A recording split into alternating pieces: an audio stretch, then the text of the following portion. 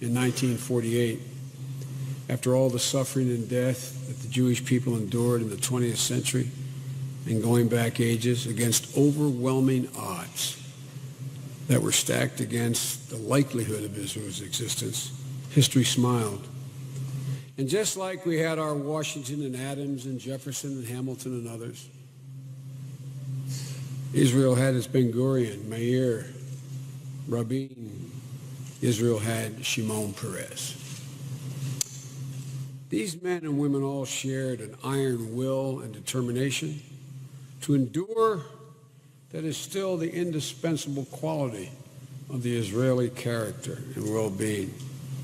They understood that Israel must exist, was the only and ultimate guarantor of security for Jewish people the world over.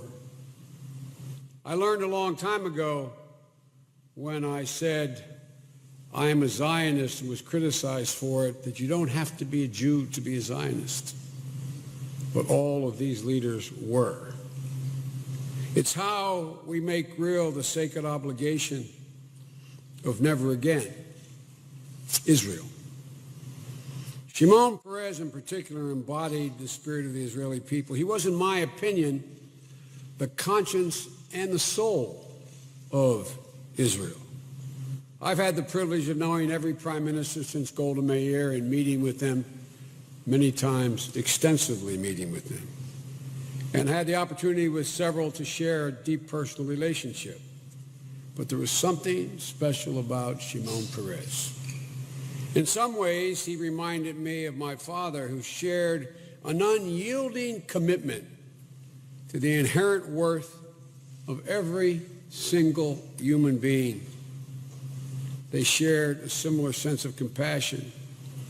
In the midst of extreme hostility and division, Shimon insisted that every man, every woman, every child, Israeli, Palestinian, Jew, Christian, or Muslim, every single one was entitled to be treated with dignity.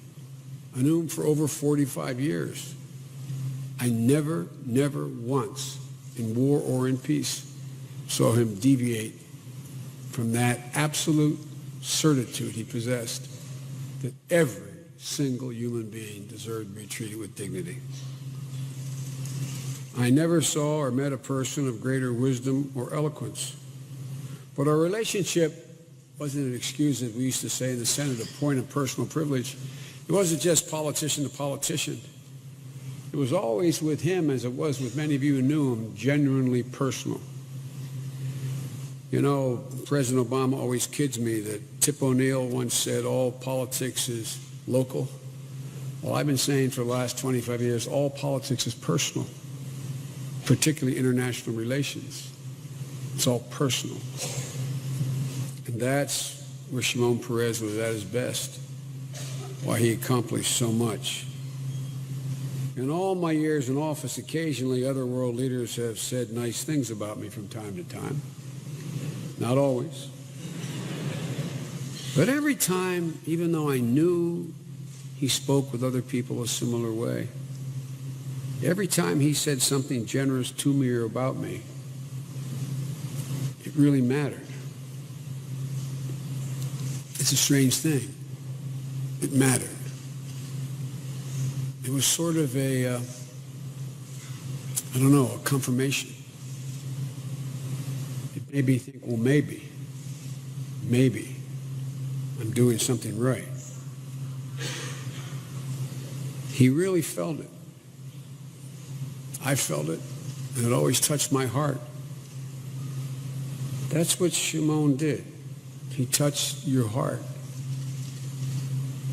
There's a poem by William Butler Yeats that says, "Too long a suffering makes a stone of the heart." Too long a suffering makes a stone of the heart. But not Shimon. His suffering, the plight of his people, their sacrifice, for him it created an aperture that few men or women are ever able to open. A concern for everyone who was suffering, no matter where they were or who they were. The last time I saw him was in March. I got to spend about 4 hours with him. I met him at the Peres Peace Center in Tel Aviv. And as we greeted one another, the press, as Madeline will know, was assembled. And we each made very brief opening statements. And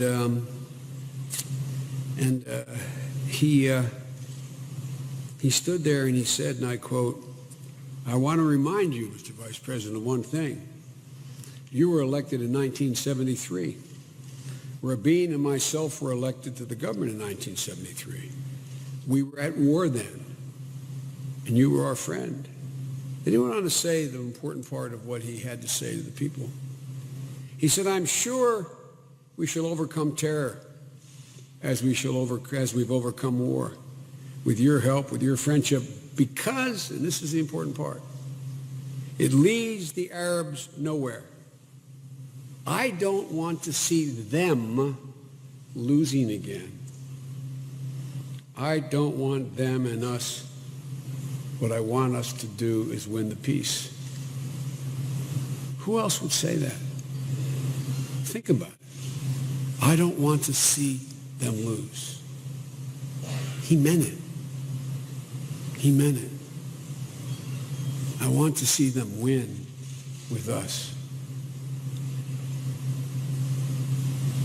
A remarkable man. Rather than stoke fear and hatred, he always affirmed friendship and peace and possibilities. I was asked by President Xi in a private dinner I had with him in Chengdu, he said, "Can you define America for me?" And I said, "Yes, in one word." And I meant it sincerely: possibilities. That was the connection between Peres and us. It was always about possibilities. Not the past, possibilities. And even when we heard in that very meeting sirens during the meeting, my family was up at the boardwalk just less than a mile away. Remember that guy ran along stabbing people in the automobiles? Even when we heard those sirens and we were informed about 5 minutes later what was going on, Shimon Peres did not lose hope. He understood at his core that Israel cannot have true, enduring security without peace. Peace from strength. And I think his ability to insist on the human capacity for good, his belief that we can shape our own destinies, is why Shimon Peres always connected so deeply with the American people, Jews and non-Jews. Because ultimately, the relationship between Israel and the United States is not about defense systems and security assistance. It's about our shared soul. And I mean that sincerely, our shared soul. From the very moment of the founding of the Jewish state of Israel, Shimon Peres was a shining link in an unbroken chain that binds together the hearts of the Israelis and Americans. When we talk about the unshakable security commitment between our nations, we remember that Shimon helped lay the foundations. When we celebrate the values that unite our people, we remember how Shimon lived by his principles, always. When we stumble or fail to live up to our better angels, we remember to see Shimon's eyes, as the poem says. How he saw up close humankind's capacity for cruelty, but notwithstanding that, refused to give up hope. He refused to give up, period. How many times did you hear him say it? How many times did Shimon Peres remind us at age 91, 92, 93, quote, "Forget the past. It's a waste of time. See the future. 93 years old when he said that to me last. At a time when many could have wrapped themselves in the comforts of their earlier accomplishments, Shimon Peres insisted that, quote, "My greatest achievement in life will be tomorrow. My greatest achievement in life will be tomorrow." He believes his message resounds even more meaningfully as Jews around the world celebrate the start of a new year, a season of renewal, of reflection, of new beginnings. I'm sure he's smiling as I'm making this talk. Another chance to strive, as Shimon always did, to make the impossible possible. At a time when it's too easy to be cynical, a time when the currents of bigotry and anger and isolationism are on the rise, when too many are quick to cast blame on the outsider, the other, when the promise of peace might seem like a distant dream, it's my hope, my sincere hope, that each of us continues to hold Shimon Peres' memory very close.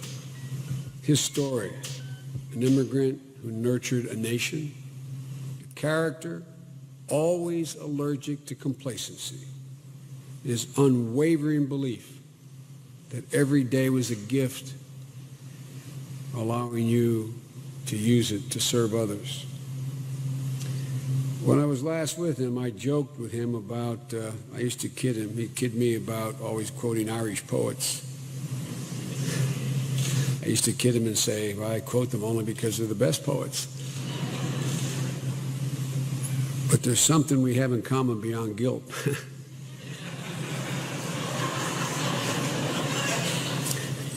You think I'm kidding. You don't know the Irish. I know you better than you know the Irish. But I used to joke with him. I used to say, Shimon, you must have some Irish in you. And I quoted him last time I was with him, the poem, a stanza from a poem by Seamus Heaney called The Cure at Troy. And tell me if this doesn't sound like Shimon Peres. The stanza in the poem goes like this. History teaches us not to hope on this side of the grave. But then, once in a lifetime, the tidal wave of justice can rise up, and hope and history rhyme. The longed-for tidal wave of justice can rise up, and hope and history rhyme. Throughout his life, at every moment in the state of Israel's history, Shimon Peres was the voice of hope. And he remained certain until the day he died that that longed-for moment was coming. So, as the verse goes, let us restrain our voices from weeping and our eyes from tears. It's not the way Shimon Peres would want us to honor him. Instead, and I mean this from the bottom of my heart, let's carry his legacy on in the future so that his work and his faith in all of us continues to be rewarded. For Shimon, let us dream. Let us dare. I get kidded. Madeline and I had breakfast the other morning. We were talking about it.